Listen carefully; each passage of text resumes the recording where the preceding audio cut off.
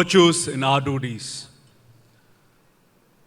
endurance, courage in adversity, excellence during difficult times. This is a prime value my home, my school imparted me a long-lasting concept into my mind. I stand here as a proud Don Bosco student. This motto was like a lifeline concept or virtue which has been imparted during my school days. During 2001, 20 and 21, the entire world faced a huge pandemic called COVID. I'm a consultant physician and intensive care man from Madras Medical College, undergraduation and post-graduation. Then I was working in an hospital. When the COVID pandemic hit all over the globe, the doctors, the medical fraternity were clueless about what the type of virus it is, what is the etiopathogenesis, how it is going to affect each and every person. So there was such amount of ambiguity and uncertainty. When my working hospital decided that we should open up COVID intensive care wards and acute lung injury wards, when we had news that many of the doctors treating patients were succumbing to COVID, there's huge mortality of this infection to doctors themselves. I am one of the 2 doctors who signed up to treat COVID. When the question was asked, who will take care of the acute lung injury ward, the virtue and our duties of Don Bosco made me raise my hand. I treated around 2,700 cases of COVID. I treated my fellow doctor friends. I treated in medical fraternity. I treated my Don Bosco Salesian fathers too.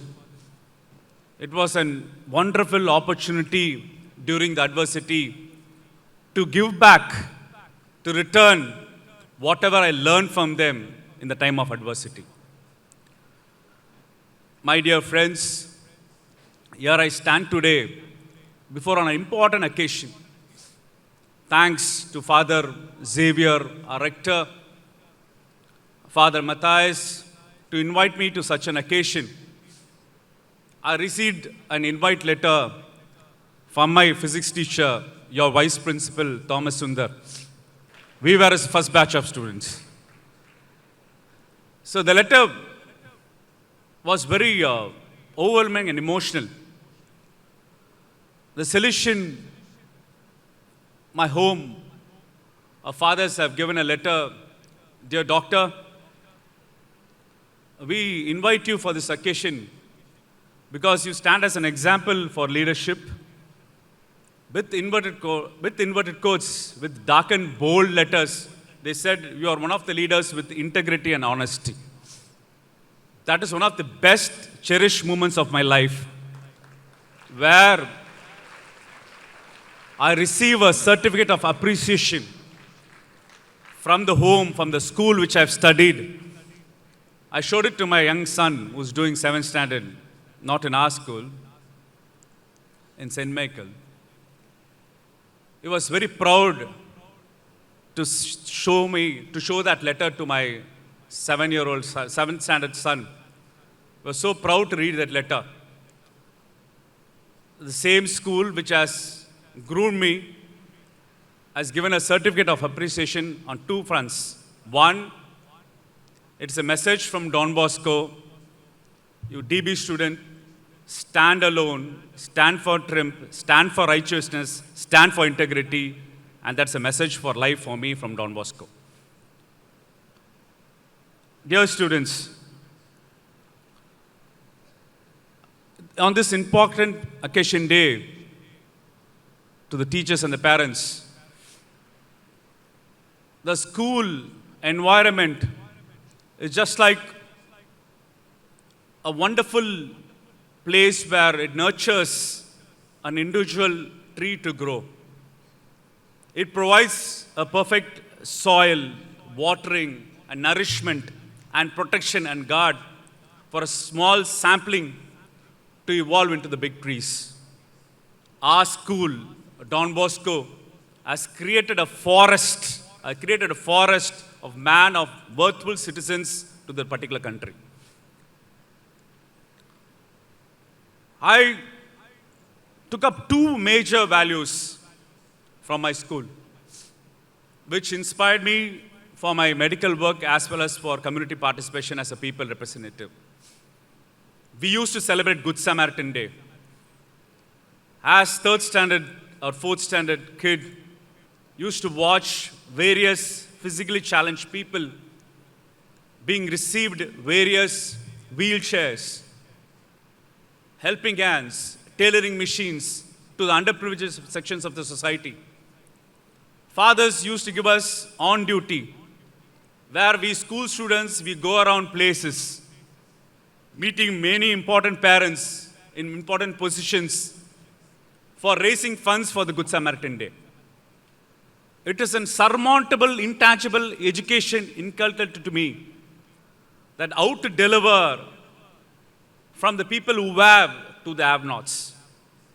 That impact struck me very strong during the formative years. Second virtue, I used to have various assembly lectures from fathers during every Monday. And one was a day, one of the fathers spoke about Jesus Christ's righteous anger. Righteous anger is a very important component where Jesus himself rose with anger, with the wipe, to question all the foul-making play of the authorities. That imparted a lasting trigger on me that wherever there's injustice, wherever there's discrimination, Jesus whip in order to inculcate righteous anger in social responsible students started from our school.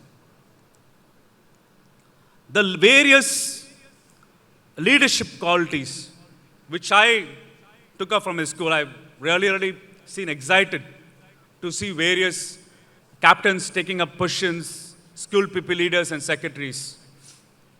Students, the loyalty started from here. I am a Bosco Blue House boy from 1st standard to 12th standard. I never changed my house.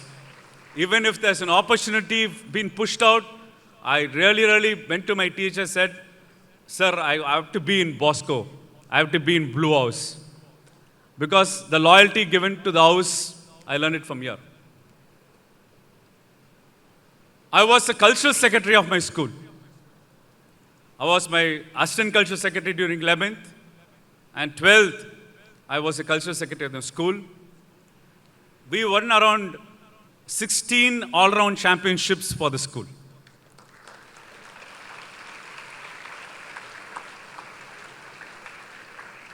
I learned my leadership attributes for my school. After finishing my 10th, because at that time this was a primary school and that was a main school. After finishing 10th, the selection of cultural secretary came in. So it was obvious choice. My fathers and my teachers selected me as an assistant cultural secretary. I was 11th. There was a ban for 12th standard guys, 12th standard students to go to other schools to do cultural competitions. Because at that time, the 12th standard results were very low. So at that time, father principal took a decision that 12th standard students shouldn't participate in inter-school cultural competitions. So many of the cultural invites came in. Then I went to my father principal at that point of time, Father K.J. Anthony, Father, the ban is for 12th standard students. Why can't you give us chance for the 11th standard people so that we'll go and participate and win competitions? There was huge resistance from 12th standard boys during part of time because at that point of year, there was discouragement. How would you compete? How would you win with other 12th standard people of other schools? But we took a decision of collected responsibility and collected leadership as spoken by our school people leader today.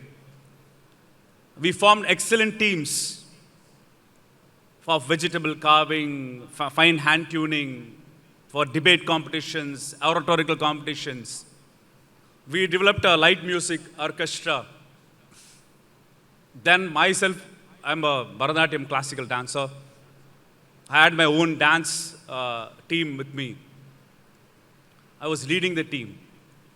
So at 11th standard kid, the school empowered me. The school believed me that it is possible by seeing my leadership qualities.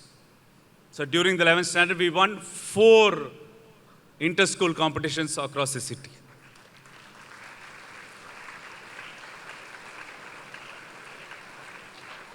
Why I'm saying this as various examples in various parts of my timeline is the school, the environment develops leader within us. It is we have to enjoy the journey in our school. The discipline, the extracurricular activities being participated, the social values the schools impart on us is very, very vital. It is an investment. It is a human development investment where our fathers, Salesian fathers and teachers are imparting on us. And the investment is huge. The outcome is intangible. The outcome is infinite. And that is the principle of Bosco. With one final note, I used to read about Don Bosco, where he used to take a rebel attitude towards the existing system. His ways of teaching were innovative. What he did, he brought the education from the elite tables to the lower socioeconomic strata. Italian slums, where he used to be and dwell in Italian slums, educate youngsters, impart education, impart value stream, everything. And that's a life, foremost life, which inspired me in Don Bosco. Now, in my constituency, I have the maximum number of slum boards in my Thousand Lights constituency. So I take that teaching lesson from Don Bosco to provide good housing environment, moral environment, social environment for my habitat board people of lower socioeconomic strata. So that social values I've received from the life of Don Bosco.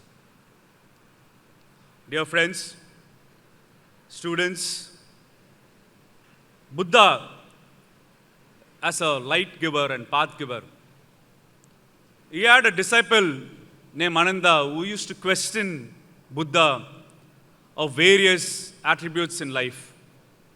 One day, Ananda, his disciple, questioned Buddha, who's the most powerful person in the world?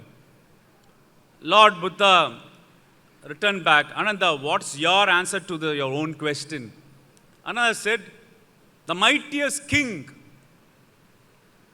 the all-strong king is the most powerful because he has authority. Buddha smiled and said, what if the mighty king has wicked thoughts, has evil thoughts? We have seen around the globe how the mighty strong person, but evil thoughts doing destruction to our globe. Then another asked, come on, Lord Buddha, who do you say the world's strongest person? You answer me. Ananda replied back to the question, said, the man with immense knowledge is the world's most powerful person, I would say.